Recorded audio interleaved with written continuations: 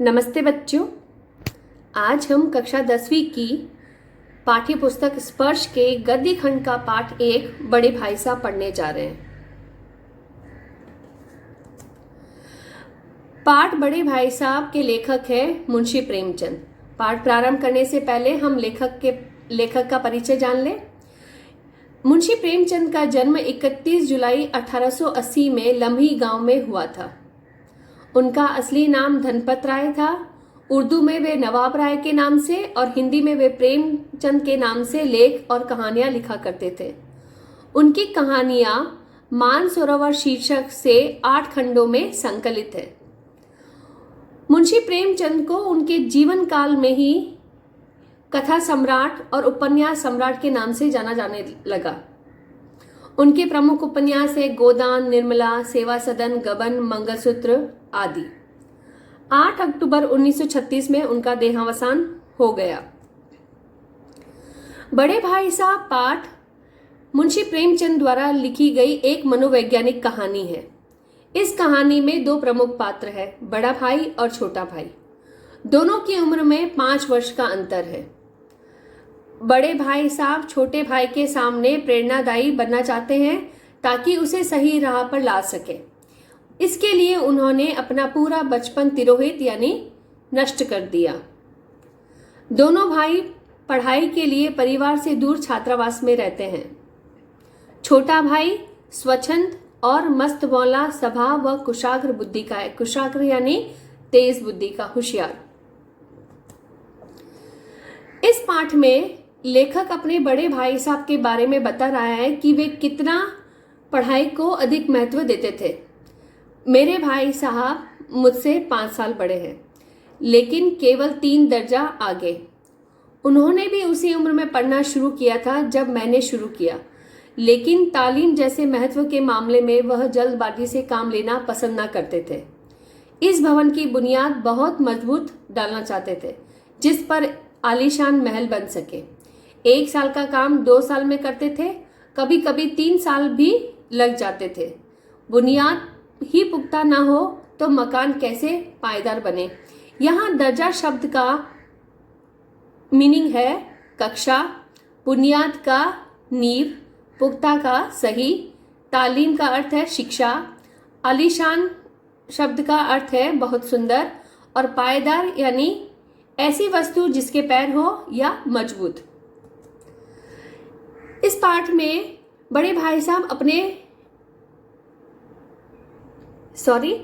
इस पाठ में लेखक अपने बड़े भाई साहब की विशेषता बताते हुए कहते हैं, मैं छोटा था, वे बड़े थे।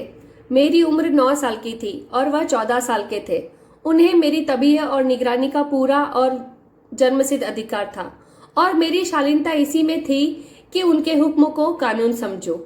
यहाँ तभी शब्द का अर्थ है डांट डपट, जन्मसिद्ध का है जन्म से प्राप्त हुआ, निगरानी शब्द का अर्थ है देखरेख, शालीनता शब्द का अर्थ है समझदारी और हुक्म का अर्थ है आज्ञा या आदेश। यहाँ पर बड़े भाई साहब की विशेषता नजर आती है कि वह स्वभाव से बड़े अध्ययनशील थे। किताब के हाशियों पर वे चिड़ियों, कुत्तों और बिल्लियों की तस्वीरें बनाया करते थे। कभी कभी ऐसी शब्द रचना करते जिसमें ना कोई अर्थ होता ना ही कोई सामंजस्य। अध्ययनशील यानी पढ़ाई को महत्व देने वाला, हाशियों यानी कोर या किनारे, सामंजस्य यानी तालमेल। यहाँ पर बड़े भाई साहब का लेखन प्रेम और छोटे भाई साहब का रुझान पता चलता है। मसलन एक बार उनकी कॉपी पर मैंने ये इबारत देखी, स्पेशल अमीना, भाइयों भाइयों, दरअसल भाई भाई, राधे श्याम, श्रीयुत, राधे श्याम, 1 घंटे तक। इसके बाद एक आदमी का चेहरा बना हुआ था। मैंने बहुत चेष्टा की कि इस पहेली का कोई अर्थ निकालूं, लेकिन असफल रहा और उनसे पूछने का साहस न हुआ। वह 9वीं जमात में थे और मैं 5वीं जमात में। उनकी रचनाओं को समझना मेरे लिए छोटा मुंह बड़ी बात थी। यह सब किसने कहा है? छोटा भाई अपनी बड़े भाई की रचनाओं के बारे में कह रहा है।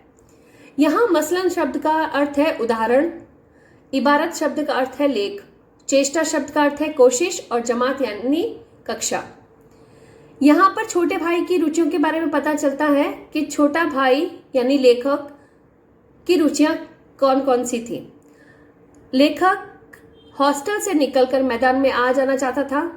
उसे कंकरियां उछालना, कागज की तितलियां उड़ाना और चार दीवारी पर चढ़ना, फाटक को मोटर कार बनाना अच्छा लगता था।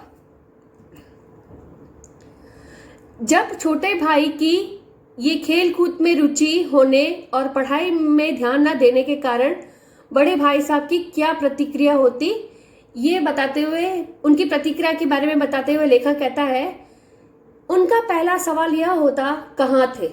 हमेशा यही सवाल इसी ध्वनि में पूछा जाता और इसका जवाब मेरे पास केवल मौन था।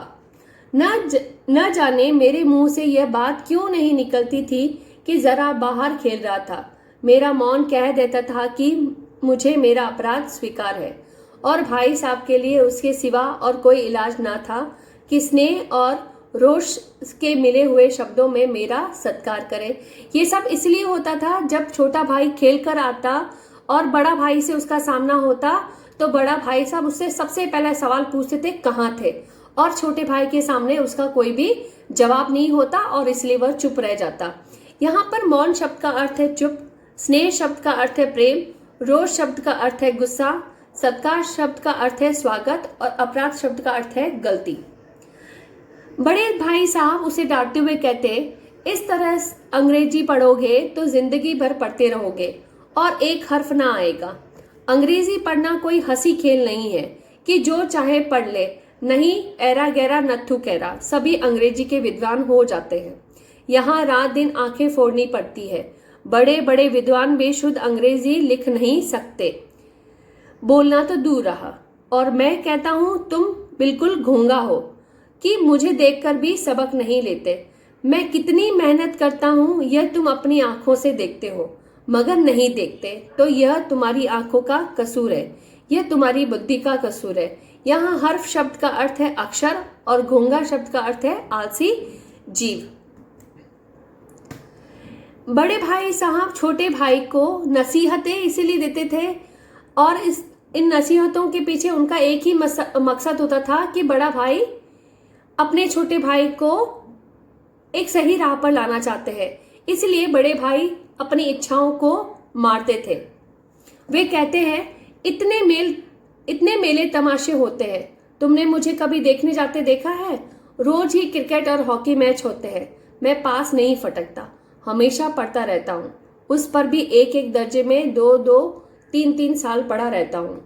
फिर भी तुम आशा कैसे करते हो कि तुम यूं खेल कूद में वक्त गंवा कर पास हो जाओगे? मुझे तो 2 ही 3 साल लगते हैं। तुम उम्र भर इसी दर्जे में पड़े सड़ते रहोगे। मगर तुमने इस तरह उम्र गंवानी है तो बेहतर है कि घर चले जाओ और मजे से गुल्ली डंडा खेलो। दादा की गाड़ी कमाई के रुपयों को क्यों खराब करते हो?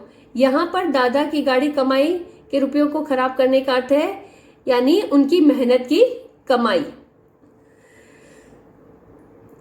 यहाँ पर बड़े भाई की डांट का अपने ऊपर होने वाले असर का वर्णन लेखक कर रहा है। मैं यह लताड़ सुनकर आंसू बहाने लगता। जवाब ही क्या था? अपराध तो मैंने किया, तो लताड़ कौन सहे? भाई साहब उपदेश की कला में निपुण थे। ऐसी ऐसी लगती बातें कहते, ऐसे ऐसे सुक्ति बाण चलाते कि मेरे जिगर के टुकड़े हो जाते और हिम्मत टूट जाती। इस तरह जान तोड़कर मेहनत करने की शक्ति मैं अपने में ना पाता था और उस निराशा में जरा देर के लिए मैं सोचने लगता, क्यों ना घर चला जाऊं? जो काम मेरे बूते के बाहर है उसमें हाथ डालकर क्यों अपनी जिंदगी खराब करूं? यहाँ पर सुक्ति बाण का अर्थ है व्यंग्यात्मक कथन या चुपती बातें। जब छोटा भाई खेलकर आता और बड़ा भाई उसे डांटता, तब बड़े भाई की डांट सुनकर छोटे भाई में कुछ एहसास होता और वह उनकी बातों पर अमल यानी उनकी बातों को मानने का प्रयास करता और कहता है, मुझे अपना मूर्ख रहना मंजूर था। उनकी मेहनत से मुझे तो चक्कर आ जाता था, लेकिन घंटे 2 घंटे के बाद निराशा के बादल फट जाते और मैं इरादा करता कि आगे से खूब जी लगाकर पढ़ूंगा और चटपट एक टाइम टेबल बना डालता। बिना पहले से नक्शा बनाए, बिना कोई स्कीम तैयार किए काम कैसे शुरू करूं? टाइम टेबल में खेल कूद की मत बिल्कुल उड़ जाती, यानी खेल कूद का बिल्कुल टाइम टेबल नहीं होता, यानी उस टाइम टेबल में खेल कूद के लिए कोई स्थान नहीं होता। लेकिन यहाँ पर बताया गया है कि लेखक टाइम टेबल तो बना लेता है, लेकिन उस टाइम टेबल का पालन क्यों नहीं कर पाता। लेकिन टाइम टेबल बना लेना अलग बात है, उस पर अमल करना दूसरी बात। पहले ही दिन उसकी अवहेलना शुरू हो जाती। मैदान की वह सुखद हरियाली और हल्के हल्के झोंके, फुटबॉल की वह उछल कूद, कबड्डी के वह दाव घात, वॉलीबॉल की वह तेजी और फुर्ती मुझे अज्ञात और अनिवार्य रूप से खींच ले जाती और वहां जाकर मैं सब कुछ भूल जाता।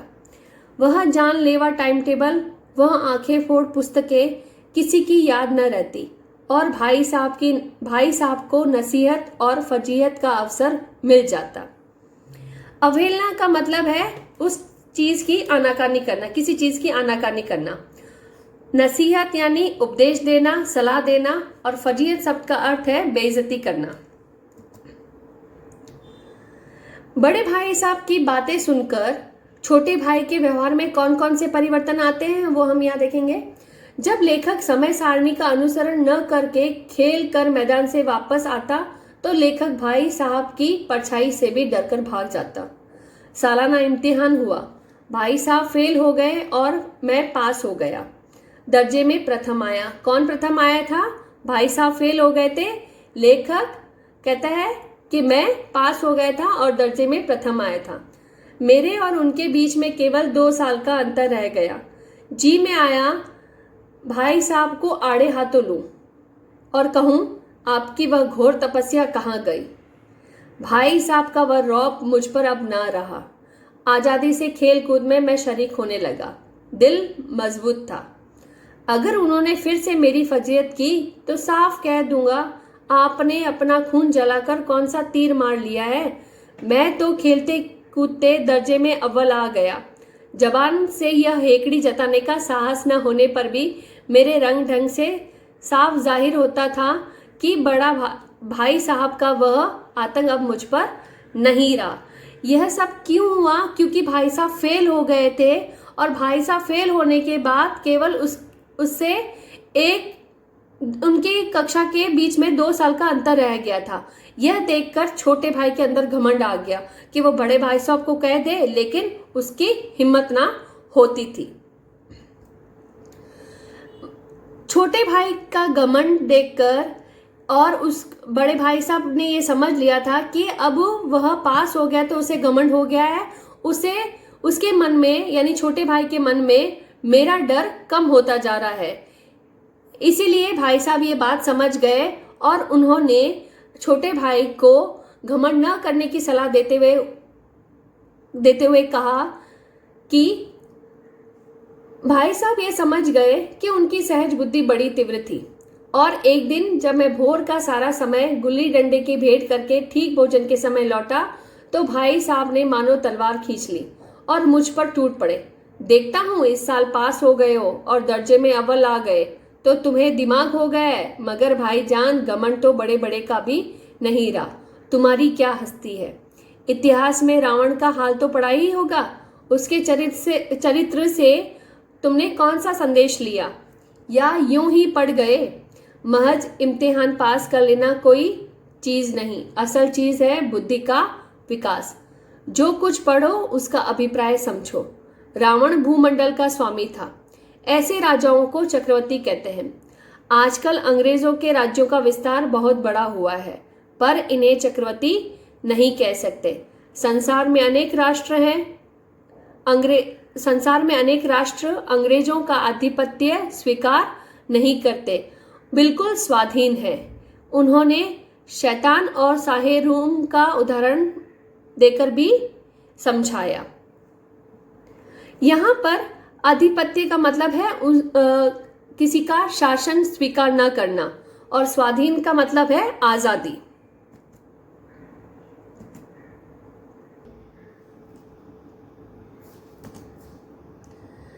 यहाँ भाई साहब अपनी कक्षा की कठिन पढ़ाई का वर्णन उसके सामने करते और कहते यह समझ लो कि तुम अपनी मेहनत से पास नहीं हुए। अंधे के हाथ बटेर लग गई है, मगर बटेर केवल एक बार हाथ लग सकती है, बार बार नहीं लग सकती। कभी कभी गुल्ली डंडे में भी अंधा चोट निशाना पड़ जाता है। इससे कोई सफल खिलाड़ी नहीं हो जाता। सफल खिलाड़ी वो है जिसका कोई निशाना खाली ना जाए। यहाँ पर मुहावरे हैं। अंधे के हाथ बटेर लगने का अर्थ है बिना प्रयास बड़ी चीज पा लेना।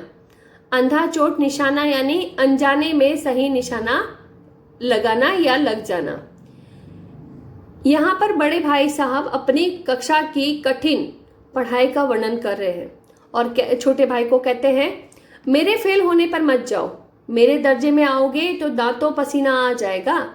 जब अलजबरा और ज्योमेट्री के लोहे के चने चबाने पड़ेंगे और इंग्लिस्तान का इतिहास पढ़ना पड़ेगा। बादशाहों के नाम याद रखना कोई आसान नहीं है। 8 हेनरी हो गुजरे हैं। कौन सा कांड कौन से हेनरी के समय हुआ, क्या यह याद कर लेना आसान समझते हो? यहाँ पर दांतों पसीना आना मुहावरे का अर्थ है बहुत मेहनत करना, और लोहे के चने चबाना मुहावरे का अर्थ है कठोर परिश्रम करना, और कांड का अर्थ है घटना। यहाँ पर बड़े भाई छोटे भाई को समझाते हुए कहीं ना कहीं वो वर्तमान शिक्षा प्रणाली पर व्यंग करते हैं। व्यंग यानी कमेंट करते हैं। इतिहास के बारे में वो बोलते हैं, अगर हेनरी 7वें की जगह गलती से हेनरी 8वां लिख दिया जाए तो समझो सारे नंबर गायब। ज्योमेट्री तो बस खुदा की पनाह यानी ईश्वर की शरण में जाना। अब ज की जगह अजब लिख दिया और तो सारे नंबर कट गए। दाल भात रोटी खाएं या भात दाल रोटी, इसमें क्या फर्क है? मगर परीक्षकों को इससे क्या मतलब? परीक्षकों यानी जांच करने वाले शिक्षक।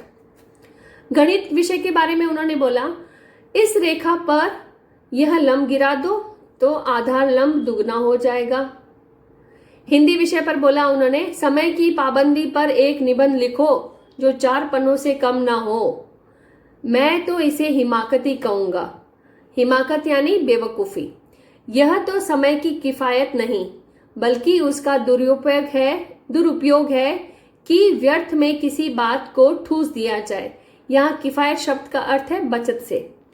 वो तो बस वही सही मानते हैं जो पुस्तकों में लिखा होता है। वो तो यानी परीक्षक या शिक्षक।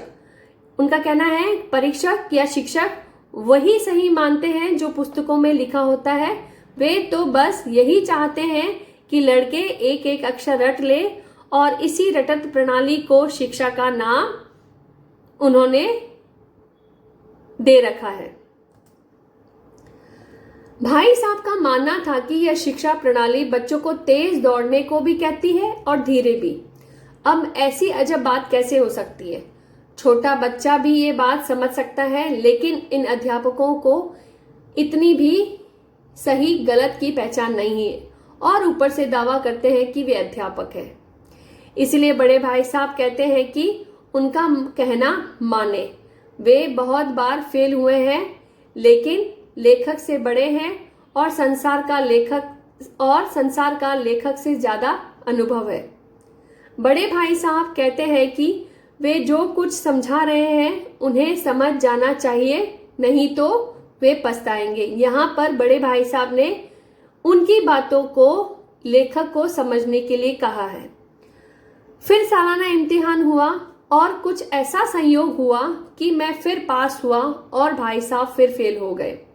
मैंने बहुत मेहनत नहीं की पर न जाने कैसे दर्जे में अव्वल आ गया। मुझे खुद अचरज यानी आश्चर्य हुआ। भाई साहब ने प्राणांतक परिश्रम किया, यानी उन्होंने पढ़ने में जी जान लगा दिया। कोर्स का एक एक शब्द चाट गए थे मगर बेचारे फेल हो गए। मुझे इन पर दया आती थी। नतीजा सुनाया गया तो वह रो पड़े और मैं भी रोने लगा। उनके फेल होने के कारण मेरे अपने पास होने की खुशी आधी हो गई। जब भाई साहब फेल हो गए तो लेखक के मन में भाई साहब के प्रति सहानुभूति जागृत हो जाती है। लेखक कहता है और लेखक और भाई साहब के बीच में केवल अब एक ही कक्षा का अंतर रह गया था। उसके मन में एक बुरा विचार आया कि अगर भाई साहब एक बार और इसी कक्षा में फेल हो जाएं तो वह और भाई साहब एक ही कक्षा में होंगे। तब तो वो उसे किसी भी आधार पर नहीं डांट सकते और ना ही उसकी बेइज्जती कर सकते हैं। लेकिन लेखक ने इस बुरे विचार को अपने मन से बलपूर्वक निकाल दिया, क्योंकि लेखक को भी यह पता था कि भाई साहब उसे उसकी भलाई के लिए ही डांटते हैं। उस समय उसे जरूर बुरा लगता है, लेकिन वह जानता है कि यह उनके उपदेशों और डांट का ही नतीजा है कि वह फटाफट पास हो रहा है, और वो भी इतने अच्छे नंबरों से। अब भाई साहब फेल हो गए, तब उनका स्वभाव कुछ नरम पड़ गया। भाई साहब मेरी स्वच्छंदता भी बढ़ी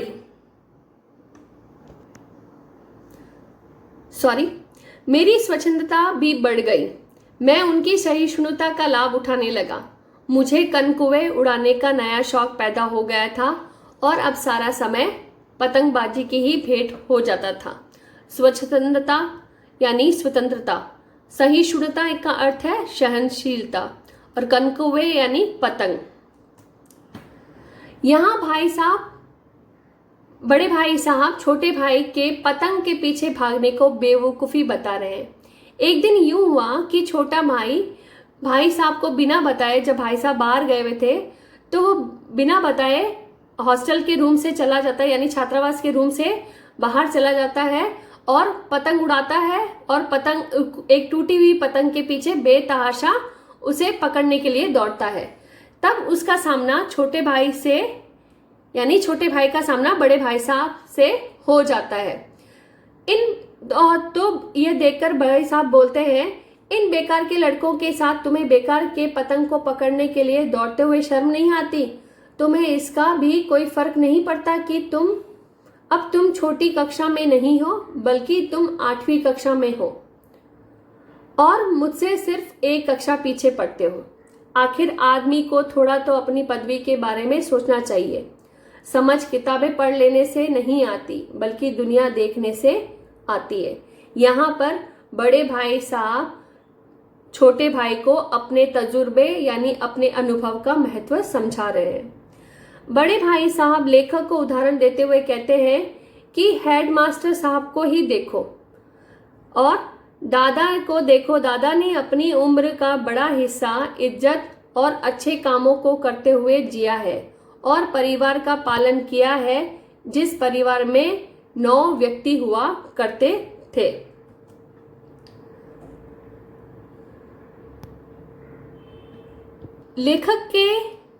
लेखक के बड़े भाई जब उसे समझाते हैं तो उनके समझाने के तरीका देखकर बड़े भाई साहब के प्रति छोटे भाई के मन में श्रद्धा उमड़ आती है। लेखक भाई साहब की इस समझाने की नई योजना के कारण उनके सामने सर झुकाकर खड़ा था। आज लेखक को सचमुच अपने छोटे होने का एहसास हो रहा था, न केवल उम्र से बल्कि मन से भी, और उसके मन में भाई साहब के प्रति इज्जत और भी बढ़ गई। लेखक ने उनके प्रश्नों का उत्तर नम आंखों से दिया और उसे महसूस हुआ कि भाई साहब जो कुछ कह रहे हैं वो बिल्कुल सही कह रहे हैं और उनको ये सब कहने का हक भी है। इत्तेफाक से उस समय एक कटी हुई पतंग लेखक के ऊपर से गुजरी। उसकी डोर कटी हुई थी और लटक रही थी। लड़कों का एक झुंड उसके पीछे पीछे दौड़ रहा था। भाई साहब लंबे तो थे ही। उन्होंने उछलकर डोर पकड़ ली और बिना सोचे समझे हॉस्टल की ओर दौड़े और लेखक भी उनके पीछे पीछे दौड़ रहा था। इस अंत के पैराग्राफ में यह पता चलता है, और पतंग जो कटती हुई आ रही थी उसको पकड़कर दौड़ने के पीछे भाई साहब के मन में भाई साहब के अंदर का जो बचपना था वो उभर कर सामने आ जाता है, और यही इस हमने अंतिम पैराग्राफ में देखा। इस कहानी से हमें ये शिक्षा मिलती है कि हमें हमेशा अपने बड़ों का आदर करना चाहिए और अपने कर्तव्यों के प्रति उत्तरदायी रहना चाहिए। आज के लिए इतना ही बच्चों। आशा करती हूँ ये पाठ तुम्हें समझ में आ गया होगा। धन्यवाद।